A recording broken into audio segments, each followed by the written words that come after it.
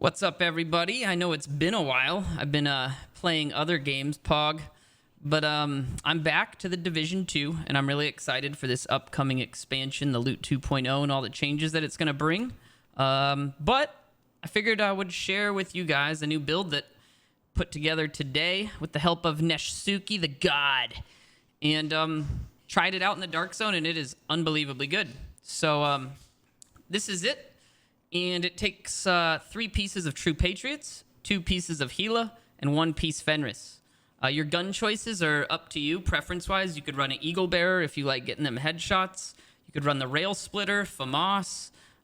It's really up to you. The talent on the gun and the type of gun is, interchangeable.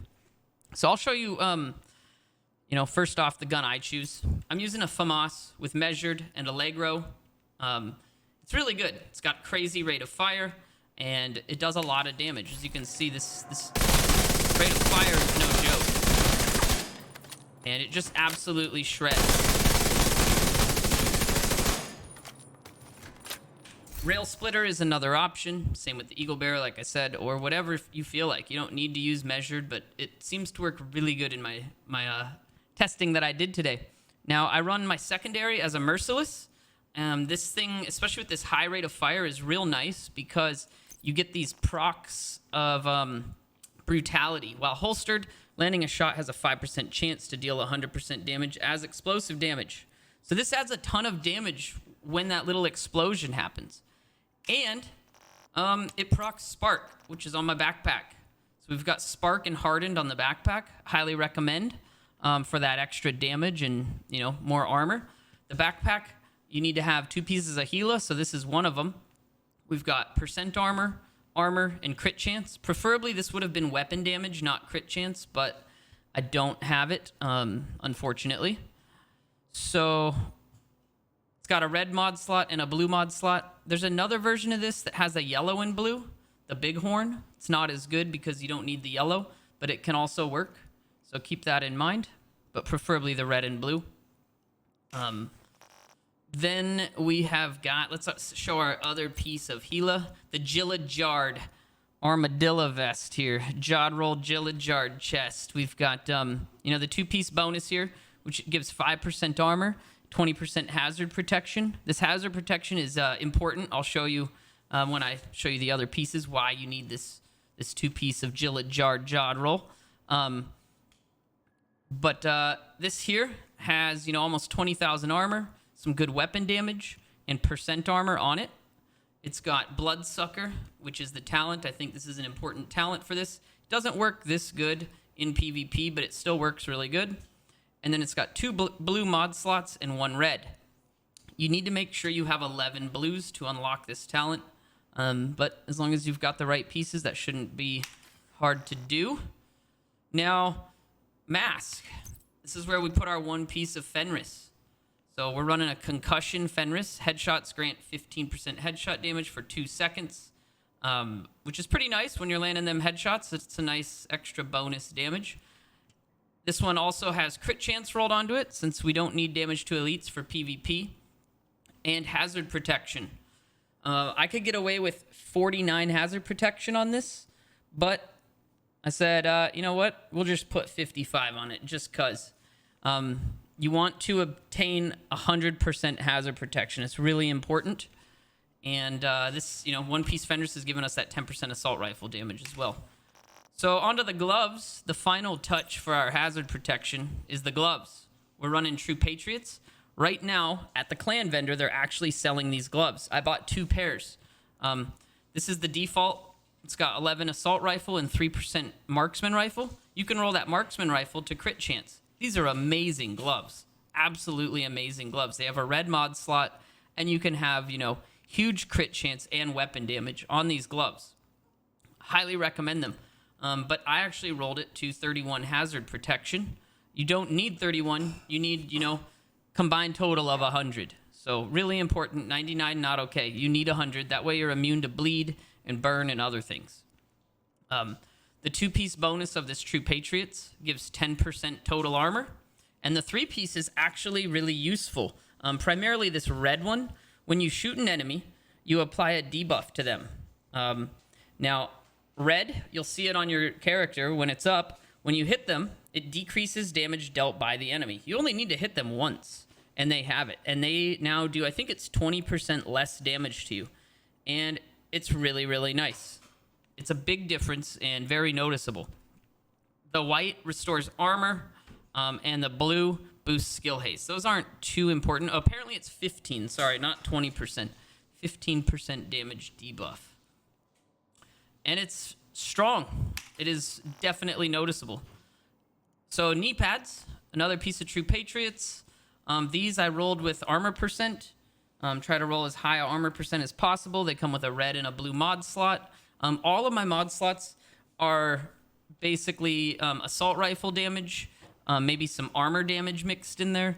And then most of my mods, blue ones, are going to be armor percent, and explosive resistance. Holster's the last piece. We did a double red here since we don't need health with this build. It's an armor-based build. These have 12 crit chance and 13 crit damage. I can actually roll this higher, but until a few minutes ago, 13 crit damage is the highest I'd ever found on a holster. I did just find a 14, but I'm not going to bother. True Patriot holster is really good. It's got 4 reds on it. You only need 9 reds with this build, so if you felt like it, you could go with some health or something, or yellows if you felt like it, but I recommend the reds. As far as skills go, I think I've covered all my gear. Secondary doesn't really matter, whatever. I never use it. Let's see here. Skills, yeah, I covered all the gear. Skills, I run a booster hive, so I can sprint around fast and try to strafe back and forth when I'm shooting at enemies. It's really useful. You could run a reviver hive if you wanted, or whatever. And then I run a cluster seeker.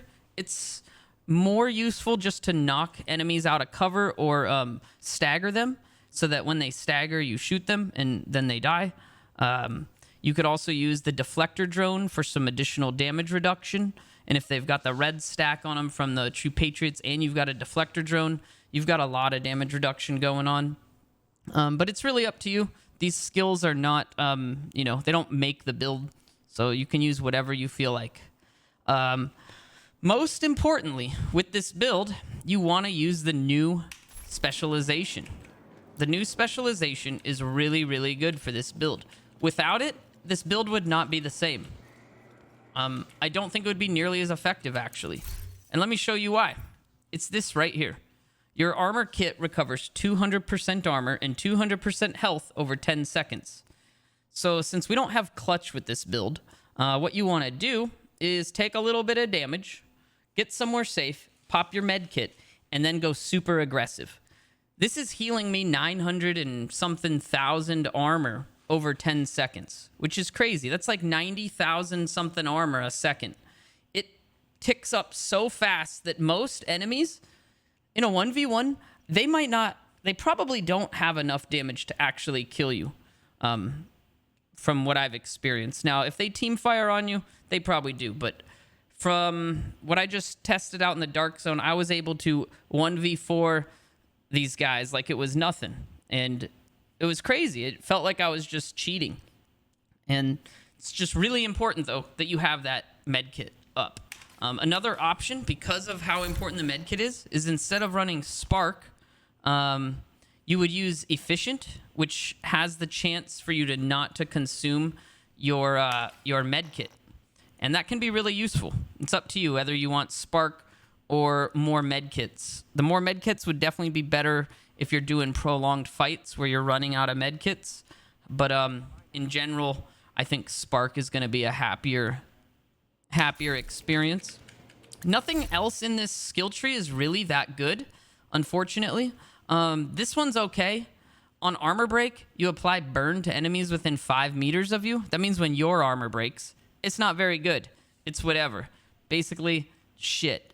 This is probably the next best thing that it has to offer other than the med kit, which is allies deal 10% damage to enemies that are within 10 meters of you. So any enemy that's within 10 meters of you, your teammates do 10% more damage to them, which is pretty cool if you're up close. It also has this 50% bonus armor during cover-to-cover moves. I don't ever use cover-to-cover, but I mean, hey, If you feel like it, you could. That is a lot of extra armor, but I mean, it's cover to cover. I don't think many people do it. And they have a cluster grenade. The cluster grenade's actually pretty cool. Make sure you spec your primary weapon, assault rifle for me. And the cluster grenade is actually quite nice. It's really good for staggering enemies and knocking them out of cover. It spreads out all over the place, and I actually really like it. The little area, so there we go. That's a much better demonstration of it. It pretty much clears out an entire area. So if you down a guy and you need to finish him off, you can throw a cluster grenade, and it doesn't need to be so pinpoint accurate like it used to. It's really good. So I think I covered everything. I might as well show my stats. I always forget to show the stats. We've got, let's see here, 34.5 crit chance, which is actually higher than I thought I would have. 38% crit damage, 55 headshot, yada, yada, yada. What else do we got? 14 all weapons, 63 assault. We got 3% armor damage.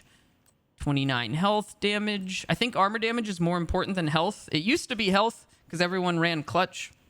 I rarely ever run into anyone running clutch anymore. It's almost all high armor builds. Talents, hardened spark, bloodsucker, concussion. Yep.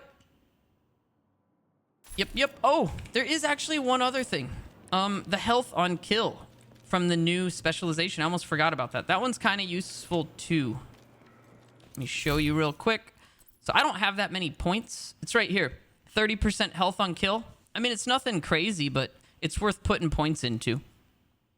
But as far as like its flamethrower for PvP, it doesn't matter. You're not going to ever need that. Nothing else is really important. The riot shield, it's not something I would ever use myself, but you could. But yeah, in general, it's the grenade and this armor kit, med kit, whatever you want to call it, that makes this thing great.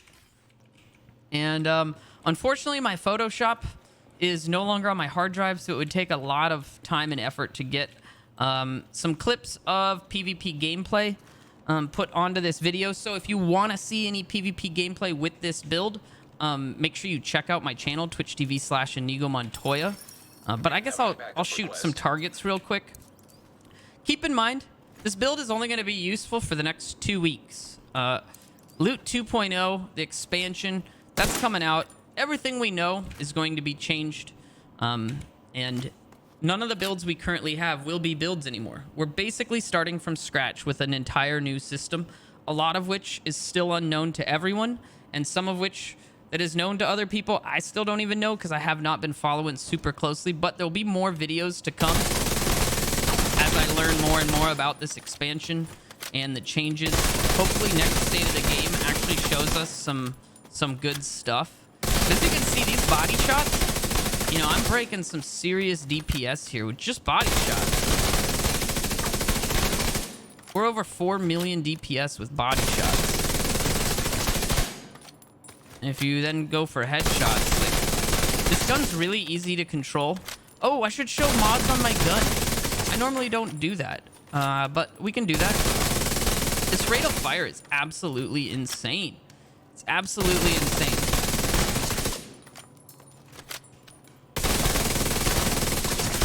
Let's get to 10 million.